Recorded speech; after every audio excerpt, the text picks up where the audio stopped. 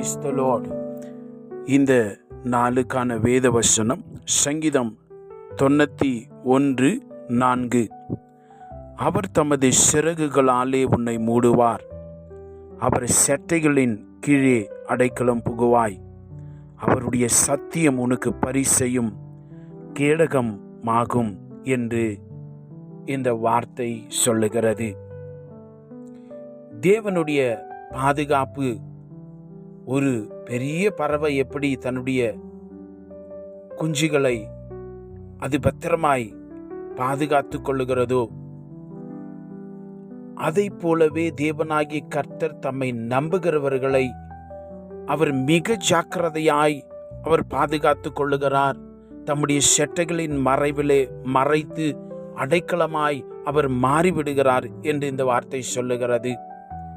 தேவனாகிய கர்த்தர் தான் நம்மை இதுவரை நடத்தி கொண்டு வந்திருக்கிறார். ஒரு தகப்பன் தன் பிள்ளையை சுமக்கிறதை போல தேவன் நம்மை சுமந்து கொண்டு வந்திருக்கிறார். உபாகமம் 32:11 வாசிக்கிற பொழுது, கழுகு தன் கூட்டை கலைத்து தன் குஞ்சுகளின் மேல் அசைவாடி தன் செட்டைகளை விரித்து அவைகளை எடுத்து அவைகளை தன் செட்டைகள் மேல் சுமந்து கொண்டு போகிறதை போல கர்த்தர் ஒருவரே. ஆமென். ஏசப்பா தான் இதுவரைக்கும் நம்மை சுமந்து கொண்டு வந்தவர், அடைக்கலமாய் இருக்கிறார். அப்படியே ரெக்க சிறகு நம்ம மேல அப்படியே கவர் பண்ணி வைத்திருக்கிறார். அல்லேலூயா. We are protected by the mighty hand of God. அல்லேலூயா. தேவன் தம்முடைய மகிமையான அந்த வல்லமையுள்ள கரத்தினாலே நம்ம ஒவ்வொருவரையும் அந்த பாதுகாப்புக்குள்ள வைத்திருக்கிறார். இந்த வார்த்தையில வாசிக்கிறோம், அப்படியே சத்தியம் என்று சொல்லுகிற பொழுது அப்படி குணாதிசயத்தை அது சொல்லுகிறது. Is faithfulness.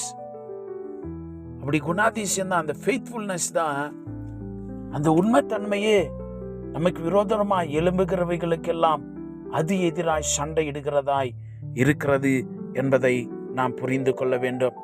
அப்படி சத்தியம் நமக்கு பரிசையும் கேடகமாகுமா? கேடகம் நம்ம பாதுகாக்குது. பரிசு என்று சொன்னால் ஒரு பெரிய உயர்ந்த மதில் சுவரை அது குறிக்கிறதா இருக்கிறது. தம்முடைய பிள்ளைகளுக்கு அவர் பாதுகாப்பையும் கேடகமாயும் இயேசு ராஜா நமக்கு இருக்கிறார். அருமையான தேவ பிள்ளையே, தேவனாகிய கர்த்தர் நம்மை மறைத்து இருக்கிறார்.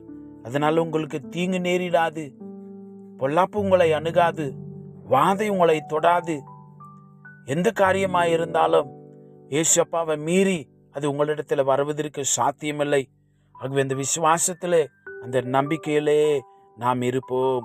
இதுவரை சுமந்து கொண்டு வந்த தேவன் இனியும் உங்களை முன்னாடி கடத்தி உங்களை அன்பாய், உங்களை மகிமையாய் தேவன் கொண்டு போவார். ஆமென். நாம் செபிக்கலாம்.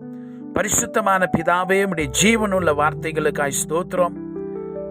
ஒரு தகப்பன் தன் பிள்ளையை சுமந்து கொண்டு வருகிறதை போல நீ சுமந்து கொண்டு வந்த அன்புக்காய் ஸ்தோத்திரம்.